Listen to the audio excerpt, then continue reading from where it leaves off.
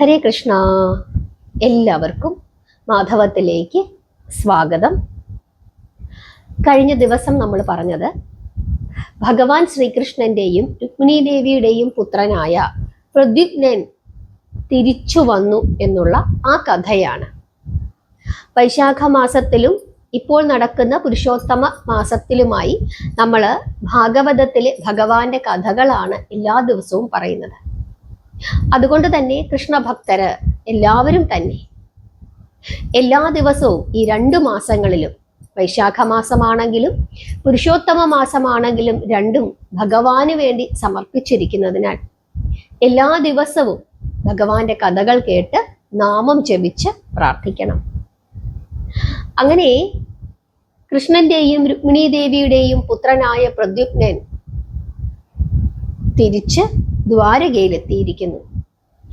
അങ്ങനെ ഭഗവാൻ പല വിധത്തിലുള്ള ലീലകളാടി ദ്വാരാവതിയിൽ കഴിഞ്ഞുകൂടുന്ന ആ ഒരു സമയത്ത് ഭഗവാന്റെ ലീലാവിലാസങ്ങൾ നേരിട്ട് ഒന്ന് അറിയണം എന്നുള്ള ആഗ്രഹത്തോടു കൂടി നാരദ മഹർഷി ദ്വാരകയിലേക്ക് എത്തുന്നു. ഒരു ദിവസം വൈകുന്നേര സമയത്താണ് നാരദര് ദ്വാരകയിൽ എത്തുന്നത്. കൃഷ്ണൻ എവിടെയെന്ന് അന്വേഷിച്ചപ്പോൾ കൃഷ്ണൻ രുക്മിണി ദേവിയുടെ മണിയറയിലുണ്ട് എന്നുള്ള വിവരം ലഭിക്കുന്നു. അങ്ങനെ കൃഷ്ണനെ കാണാനായിട്ട് നാരദൻ രുക്മിണി ദേവിയുടെ അന്തഃപുരത്തിൽ എത്തുന്നു.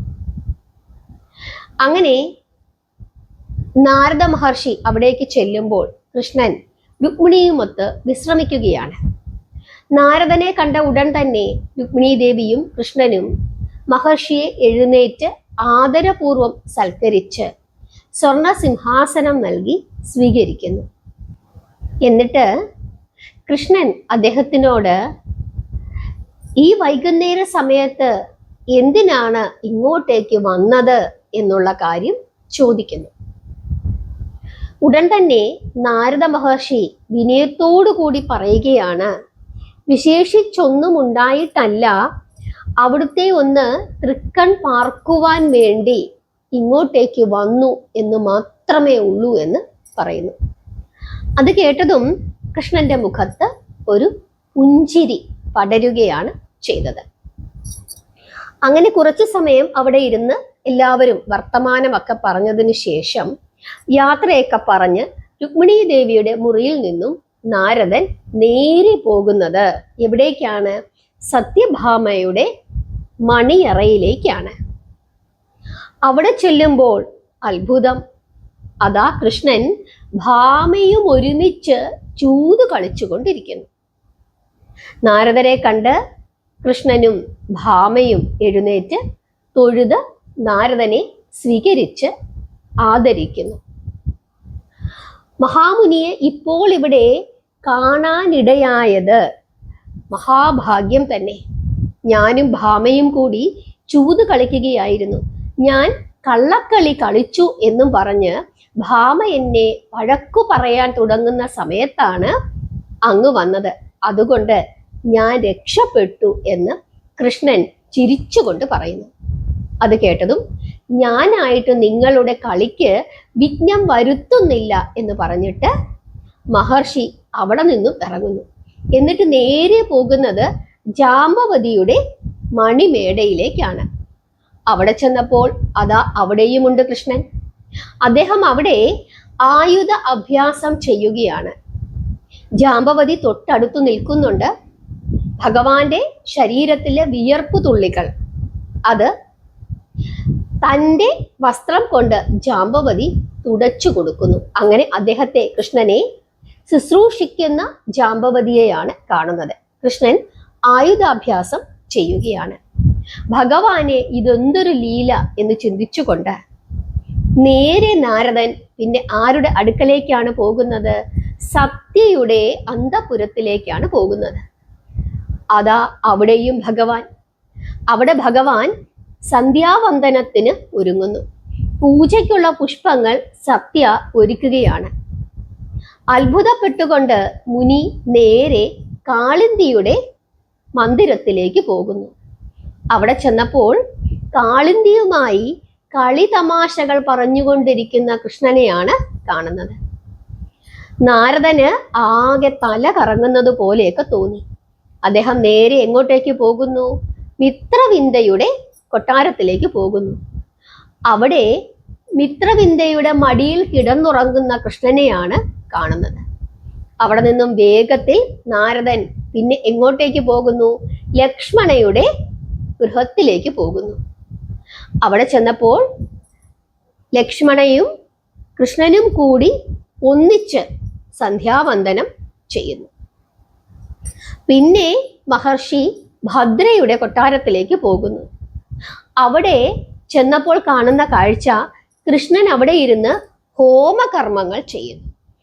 ഭദ്ര ഭക്തിയോടുകൂടി ദ്രവ്യങ്ങളെല്ലാം എടുത്ത് കൊടുക്കുകയും ചെയ്യുന്നു. അങ്ങനെ 8 ഭാര്യമാരുടെ ഗൃഹത്തിലും കൃഷ്ണനെ ഒരേ സമയത്ത് കാണാനായിട്ട് സാധിക്കുന്നു. ഭഗവാന്റെ മായ എന്നോർത്ത് നാരദൻ പിന്നീട് മറ്റുള്ള പത്നിമാരുടെ ഗൃഹങ്ങളിലൊക്കെ പോയി നോക്കുന്നു. അവിടെയെല്ലാം കൃഷ്ണനെ കാണുന്നു.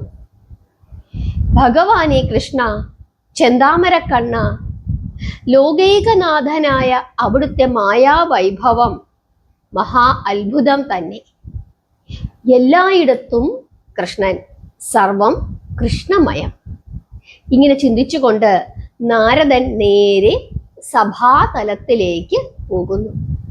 അവിടെ കൃഷ്ണൻ, അവിടെ എന്താണ് ചെയ്യുന്നത്? ഭഗവാൻ ജ്യേഷ്ഠനും ഒരുമിച്ച് മന്ത്രിമാരുമായി രാജ്യഭരണ കാര്യങ്ങളെ കുറിച്ച് ആലോചിക്കുന്നു. ആകെ പരിഭ്രമിക്കുന്നു നാരദൻ. ഭക്തിയുമുണ്ട്, കരച്ചിലും വരുന്നുണ്ട്. അങ്ങനെ നാരദന് പിന്നെ എന്തു ചെയ്യുന്നു? ദേവകിയുടെ അന്തഃപുരത്തിൽ ചെന്ന് നോക്കുന്നു. അവിടെ അതാ കൃഷ്ണൻ അമ്മയുടെ അടുത്തിരുന്ന് സന്തോഷിപ്പിച്ച് കളി തമാശകൾ പറഞ്ഞ് അമ്മയെ ചിരിപ്പിക്കുന്നു. അങ്ങനെ എവിടെ നോക്കിയിട്ടും കൃഷ്ണൻ. അങ്ങനെ അത്ഭുതപ്പെട്ടുകൊണ്ട് എന്താണ് കൃഷ്ണലീല എന്ന് ചിന്തിച്ചുകൊണ്ട് അങ്ങനെ വിസ്മയിച്ച് നാരദമുനി ഇങ്ങനെ നടന്നു വരുമ്പോൾ ഒരിടത്ത് ഏകനായി കൃഷ്ണൻ ഇരിക്കുന്നത് കാണുന്നു. നാരദൻ ഏകനായിരിക്കുന്ന കൃഷ്ണന്റെ അരികിലേക്ക് ചെന്ന് അദ്ദേഹത്തെ തൊഴുന്നു.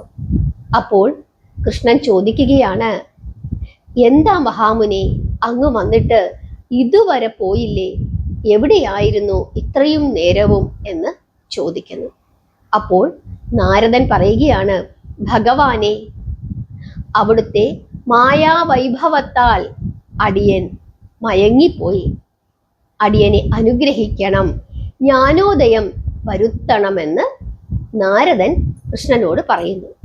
അപ്പോൾ കൃഷ്ണൻ പറയുകയാണ്, അലയോ നാരദ മഹർഷേ, ബ്രഹ്മപുത്ര, ഈ ലോകത്തിൻ്റെ ഉൽപ്പത്തിക്കും നിലനിൽപ്പിനും നാശത്തിനും കാരണഭൂതൻ പ്രകൃതി പുരുഷനായ ഞാൻ മാത്രമാണ്. എൻ്റെ മായയാണ് ഈ പ്രപഞ്ചം. ഈ തത്വം അങ്ങ് ധരിച്ചു കൊള്ളുക, എന്നിട്ട് അങ്ങ് പൊയ്ക്കൊള്ളുക. അങ്ങനെ ധരിച്ചു കഴിഞ്ഞാൽ അങ്ങയുടെ ഈ മായാ വിഭ്രമങ്ങൾ അകന്നു പോകുമെന്ന് പറഞ്ഞ് കൃഷ്ണൻ അനുഗ്രഹിക്കുന്നു. അങ്ങനെ നാരദൻ കൃഷ്ണനെ വന്ദിച്ച് യാത്രയും ചൊല്ലി തിരിച്ച് സ്വർഗലോകത്തിലേക്ക് പോകുന്നു. ഇതാണ് ഭഗവാന്റെ മായാവൈഭവം. അതുകൊണ്ടാണ് നമ്മൾ എവിടെ നോക്കിയാലും ഒരു കൃഷ്ണഭക്ത അല്ലെങ്കിൽ കൃഷ്ണഭക്തൻ എവിടെ നോക്കിയാലും അവർക്ക് അവിടെയെല്ലാം കൃഷ്ണനെ കാണാനായിട്ട് സാധിക്കുന്നത്. അങ്ങനെയുള്ള ഭഗവാന് 16,008 ഭാര്യമാരും അവർക്ക് ഓരോരുത്തർക്കും 10-30 മക്കളും ഉണ്ടായി എന്നുള്ളത് അദ്ദേഹത്തിൻ്റെ മായക്കളിയല്ലാതെ മറ്റൊന്നുമല്ലായിരുന്നു. നിസ്സംഗനും നിത്യബ്രഹ്മചാരിയുമായിരുന്നു കൃഷ്ണൻ. ആ പരമമായ രഹസ്യം സാധാരണ ജനങ്ങൾക്കൊന്നും അറിയാൻ സാധിക്കുമായിരുന്നില്ല. പക്ഷേ മഹായോഗികൾക്ക് അവർക്ക് മാത്രം ആ രഹസ്യം അറിയാമായിരുന്നു. ഇതെല്ലാം കൃഷ്ണന്റെ മായയാണ്. ഒരു ഭക്ത കൃഷ്ണനെ എങ്ങനെ ആഗ്രഹിക്കുന്നുവോ ആ രീതിയിൽ അവളുടെ മുമ്പിൽ കൃഷ്ണൻ പ്രത്യക്ഷപ്പെട്ട് അവളെ സന്തോഷിപ്പിക്കും. ഒരു ഭക്തൻ എങ്ങനെ ആഗ്രഹിക്കുന്നുവോ തീർച്ചയായിട്ടും ആ ഭക്തന്റെ മുമ്പിൽ അതേ രീതിയിൽ തന്നെയാണ് ഭഗവാൻ പ്രത്യക്ഷപ്പെടുന്നത്. ഭക്തരോട് വലിയ സ്നേഹമാണ് കൃഷ്ണന്. സ്നേഹം മാത്രമാണ് കൃഷ്ണൻ ആഗ്രഹിക്കുന്നത്. അതുകൊണ്ട് തന്നെ ഈ ജീവിതത്തിൽ നമ്മൾ അനുഭവിക്കുന്ന സന്തോഷങ്ങളും സങ്കടങ്ങളുമെല്ലാം ഭഗവാന്റെ മായ കളികളാണ്. അതുകൊണ്ട് തന്നെ സ്വാർത്ഥതയില്ലാതെ ഭഗവാനെ സ്നേഹിച്ചു കഴിഞ്ഞാൽ ഭഗവാന്റെ സ്നേഹം ഒരു കടലായി നമുക്കെല്ലാവർക്കും ലഭിക്കുക തന്നെ ചെയ്യും. എല്ലാവരും ഭഗവാനെ സ്നേഹിച്ചു കൊള്ളുക, പ്രാർത്ഥിച്ചു കൊള്ളുക. എന്നും മാധവത്തിന്റെ കൂടെ ഇരുന്ന് ഭഗവാന്റെ കഥകൾ കേട്ടുകൊള്ളുക. ഹരേ കൃഷ്ണ.